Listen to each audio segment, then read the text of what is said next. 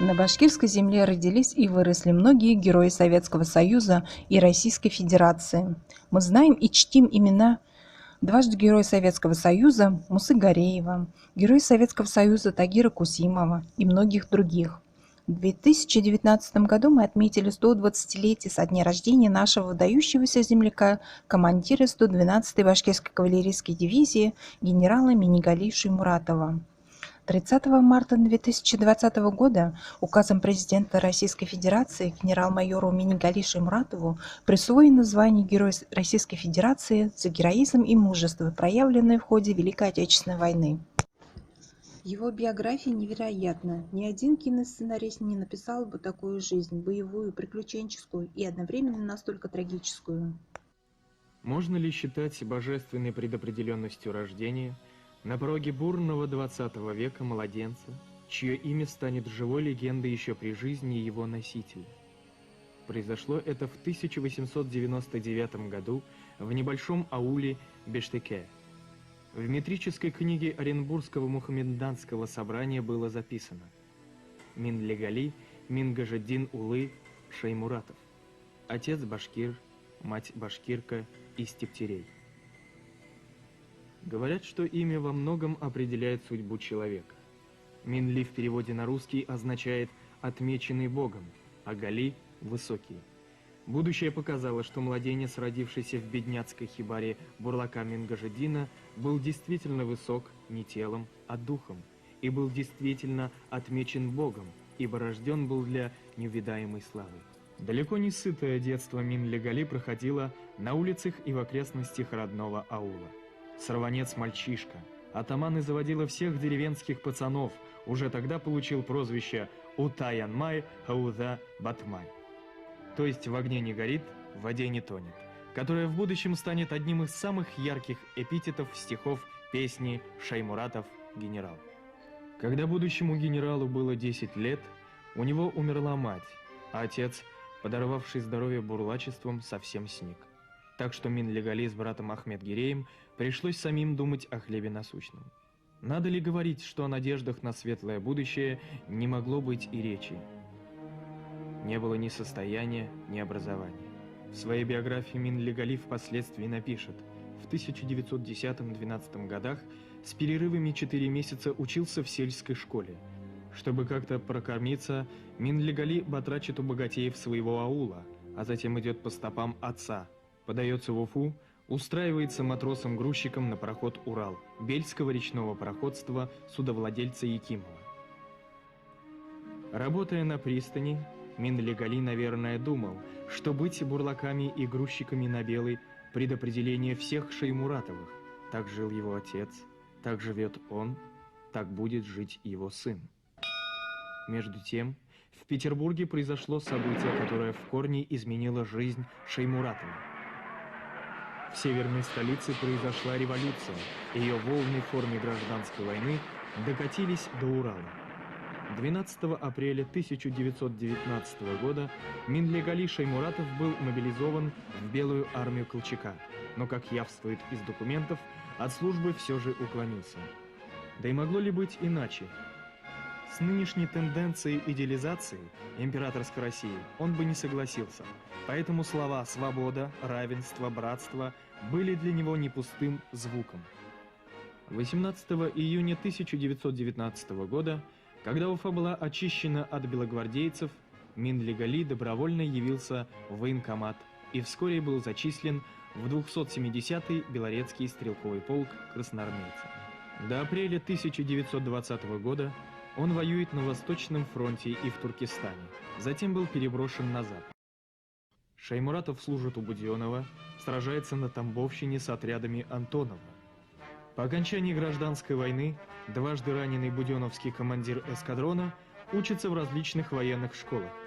Новая власть дала тысячам таких, как Шаймуратов, возможность получить образование. Боевые и организаторские способности Минигали Шаймуратова проявили с первых дней его службы в Красной армии. В гражданскую войну он сражался бок о бок с легендарными советскими командирами дивизии Блюхером, Фрунзе и Буденным. В В самом начале военной карьеры, во время боев на Восточном фронте, он получил серьезное ранение в плечо. Но это не только не сломило его, а напротив прибавило ему уверенности в правоте дела, за которую он воевал. Спустя много лет, уже после гибели, в песне о нем появилась строчка о том, что он ни в какой воде не тонет и в огне он не горит. По всей видимости, эти качества он проявил еще в годы Гражданской войны. Когда братоубийственная война в России завершилась, Минигалий Шаймуратов твердо решил стать профессиональным военным. За проявленную доблесть и находчивость, организаторские и лидерские качества его направляют на учебу в Москву. В 1925 году его назначают командиром полка, который охраняет Кремль. Назначение более чем ответственное. В 1934 году будущий герой с отличием окончил военную академию имени Фрунзе. Уже тогда он показал потрясающие способности к языкам.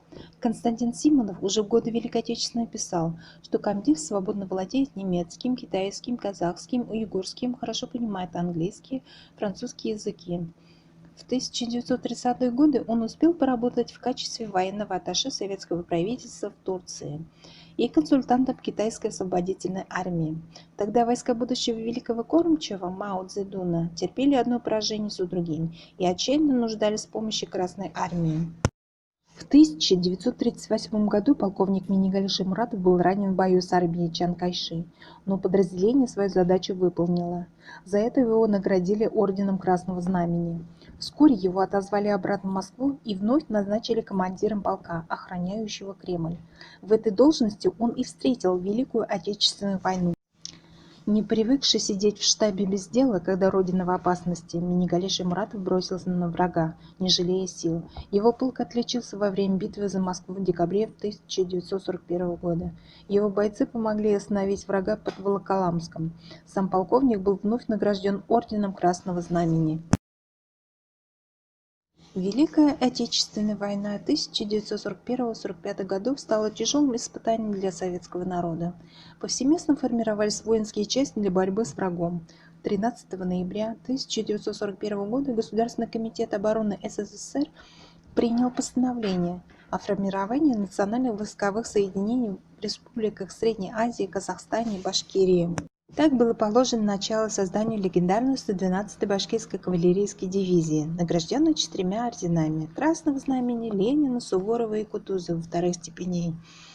Много ярких страниц в летопись войны вписала 112-я башкирская кавалерийская дивизия. Создание кавалерийских дивизий в республике носит закономерный характер. Этот процесс прежде всего связан с историческим прошлым башкирского народа, наличием большого опыта в данной области, а также имеющейся базы для этого. Башкиры с древнейших времен любили лошадей, занимались их разведением. Лошади не только их кормили и являлись средством их передвижения, но и становились важным средством защиты людей. Башкирские конники сражались за Россию еще в XVII веке против поляков. В составе российской армии в Отечественной войне 1812 года брали Берлин и Париж. И вот Великая Отечественная война 1941 года. Легендарная 112-я башкирская кавалерийская дивизия была сформирована в Уфе на станции Дема в ноябре 1941 года по инициативе трудящихся республики и оснащена за счет ее ресурсов. Из хозяйства республики было передано 13 300 лошадей, упряжь, обмундирование, фураж и так далее. В ряды кавалеристов призывались добровольцы, представители рабочего класса, колхозного крестьянства и интеллигенции. Значительное число командиров из башкир и татар по разрешению Главного управления формирования Красной армии было отозвано с фронта из других военных округов. В октябре 1941 года, когда фашистские войска стояли у стен нашей столицы, из Москвы была получена телеграмма. Идя навстречу желаниям трудящихся Башкирской АСР, Государственный комитет обороны разрешает срочно формировать на территории республики 2 башкирские кавалерийские дивизии. Номера дивизий 112-я и 113-я. Желаем успеха. Председатель Государственного комитета обороны Иосиф Сталин. 17 ноября 1941 Башкирский обком ВКПУ и правительство республики на совместном заседании приняли постановление о формировании 2 добровольческих кавалерийских дивизий, в основном из местных национальностей. Вскоре Минигаля Шаймуратова по просьбе руководства БССР назначили командиром только что созданной 112-й кавалерийской дивизии. Боевую единицу сформировали из лучших воинов Башкирии и снарядили на народные пожертвования. Новоиспеченный комдив в кратчайшие, если не в рекордные сроки, привел дивизию в состояние полной боевой готовности, и сыны Седого Урала отправились на фронт.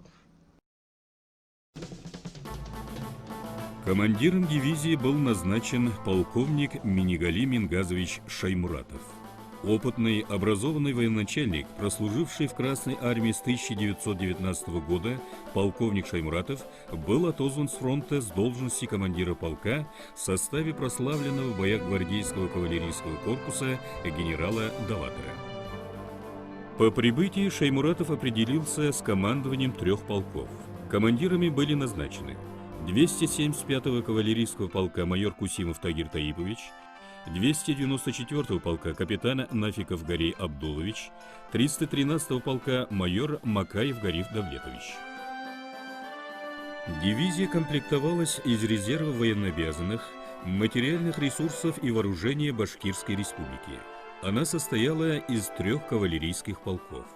В полку было 4 сабельных эскадрона и 1 пулеметный, также артиллерийский минометный конный дивизион, зенитная батарея, медико-санитарный эскадрон, ветеринарный лазарет, эскадрон разведки, подразделение саперов, связи и химической защиты.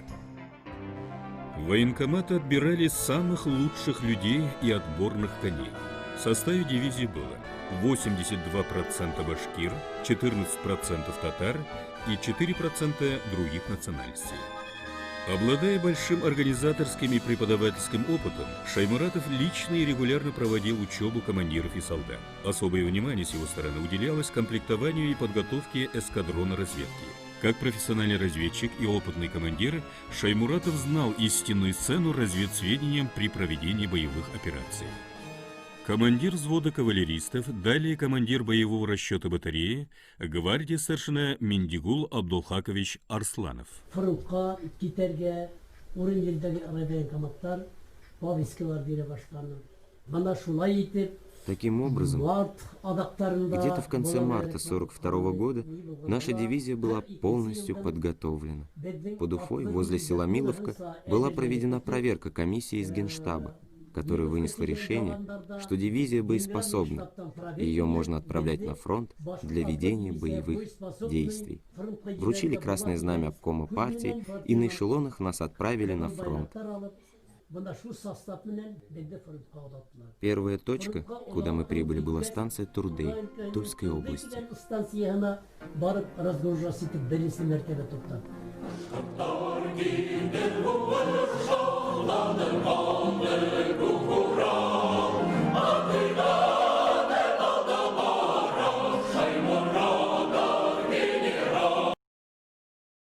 О боевом пути 112-й башкирской кавалерийской дивизии после войны было написано немало книг и статей. К 60-летию Победы в Уфе открылся музей, посвященный этому легендарному боевому подразделению. Это событие без преувеличения можно назвать знаковым. Ни в одной из дивизий Советского Союза за все годы Великой Отечественной войны не было такого количества героев Советского Союза. Всего высшей награды СССР были удостоены 78 бойцов дивизии, а еще 5 стали полными кавалерами Ордена Славы. Впервые Шаймуратов повел кавалеристов в бой в Курской области. Тогда Красная армия оборонялась от сил превосходящего противника и справилась с поставленной задачей. Через некоторое время 112-я кавалерийская дивизия была переброшена под Сталинград, где башкирские конники также показали себя искусными воинами. За мужество и героизм, проявленные в переломной битве, Минигали Шаймуратов получил звание генерал-майора. Уже в первых сражениях башкирские кавалеристы показали массовое мужество и героизм. Осенью дивизия была переброшена на юг. Для участия в Сталинградской битве части дивизии совершили 500-километровый марш и заняли рубеж на правом берегу Дона. Министров СССР товарищу Сталину. В июле 1942 года башкирская кавалерийская дивизия нанесла сокрушительный удар по наступающему противнику в районе Барки-Тербуны, уничтожила более 5000 солдат и офицеров, отбросила противника и удержала этот участок обороны до самой глубокой осени.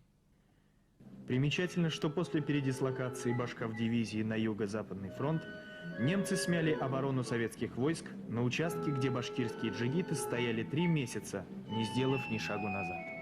В ноябре 1942 года советские войска под Сталинградом перешли в контрнаступление. 112-я башкирская кавалерийская дивизия получает приказ завершить окружение группировки Паулюса.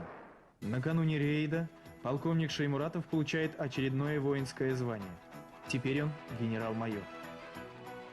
Совершив 500-километровый марш, башков-дивизия в составе 8-го кавалерийского корпуса прорывает оборону немцев и начинает движение к крупному железнодорожному узлу станции Обливская, чтобы перерезать сообщение между Сталинградом и Ростовом.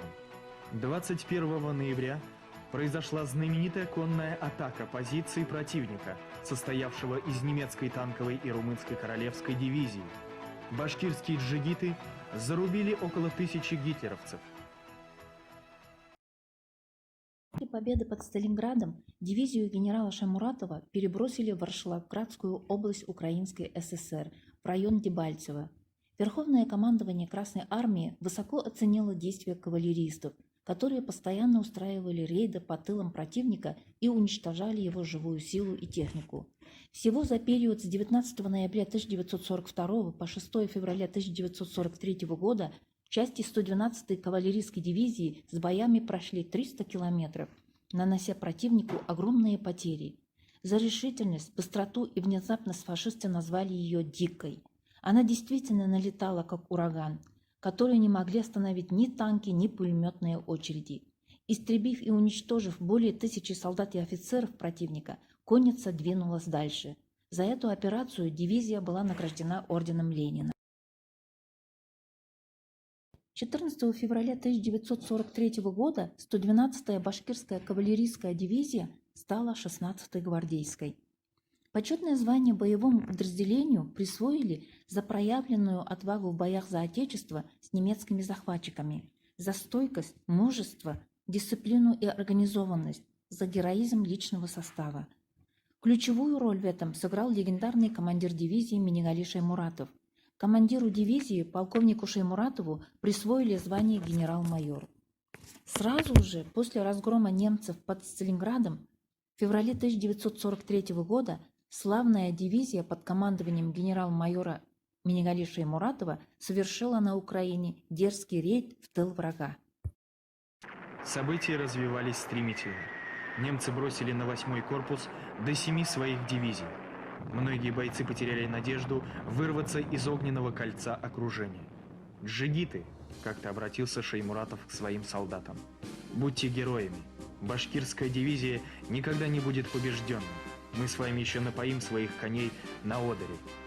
Знал бы тогда он, насколько пророческими были эти слова. Башков-дивизия дошла до Берлина и поила лошадей не только на одере, но и на Эльбе. Жаль только, что этого не увидел ее легендарный командир. Не узнал Шеймуратов и того, что созданная и выученная им дивизия дала родине 76 героев Советского Союза. Такого числа героев не было ни в одном соединении сухопутных войск Советского Союза. Уже заодно это Шеймуратов был достоин звания героя, но этому помешало злосчастное утро 23 февраля 1943 года. Опыт, дальновидность наших генералов помогли выдержать, помогли не сдаться, а идти вперед, наступать на противника. Именно одним из таких героев и был Шеймуратов. К великому сожалению, при выходе из рейда 23 февраля 1943 года у села Петровское на Украине героически погиб командир дивизии, любимец бойцов и офицеров, генерал-майор Минигали Шеймуратов. В этот трагический день Минигали Шеймуратов во главе окруженной дивизии, почти без боеприпасов и продовольствия, отрезанный войсками Манштейна от снабжения, сумел выполнить приказ и прорвать оборону противника. Приняв огонь на себя, он обеспечил выход большей части своих конников. После гибели командира дивизия называлась Шеймуратовской, и с боевым кличем «Шеймуратовцы вперед!» воевала до победы. Этот человек служил своей стране до конца жизни. Он призывал воинов к мужеству, являлся им примером во всем. И погиб он в бою, достойно сражаясь до последнего. Минигалий Шаймуратов награжден орденами Красного Знамени в 1938 и в 1941 годах, орденом Красной Звезды в 1943 году посмертно, медалью 20 лет рабоче-крестьянской Красной Армии в 1938 году. Этот человек бесспорно достоин восхищения. Таков недолгий жизненный путь славного командира. После его гибели дивизию возглавил полковник Геннадий Белов. Много героизма и отваги проявили башкирские конники в боях под Черниговым в сентябре 1943 года. За умелые действия при освобождении города было присвоено почетное наименование «Черниговское». Москва салютовала в ее честь артиллерийскими залпами. Враг бежал за Днепр. Родина высоко оценила подвиги конногвардейцев. За форсирование Днепра и освобождение Черниговской области 61 воину было присвоено звание Героя Советского Союза. Среди них командир дивизии полковник Геннадий Белов, командир 58-го полка подполковник Тагир Кусимов и другие. В период январско-мартовских сражений 1944 года за участие в операции «Багратион» в Белоруссии дивизия была награждена орденом Красного Знамени. Прошла зима, наступила весна, а бои все продолжались. Нарастали пройденные километры. Кавалеристы перешли государственную границу СССР. Летом 1944 года за освобождение польских городов дивизия удостоилась ордена Суворова второй степени. Рано наступившая весна 1945 года застала 16-ю гвардейскую дивизию Восточной Пруссии. В составе героических войск Первого Белорусского фронта башкирская дивизия принимала участие в Берлинской операции. За взятие западных ворот Берлина, Бранденбурга, за умелые действия при осуществлении этой операции дивизия была награждена орденом Кутузова второй степени. Теперь она стала 16-й гвардейской, орденов Ленина, Красного Знамени, Суворова и Кутузова Черниговской дивизии. Последний бастион, который штурмовали гвардейцы, это город Приемниц на Эльбе. Здесь они и встретили долгожданную весть. Победа! Война окончена!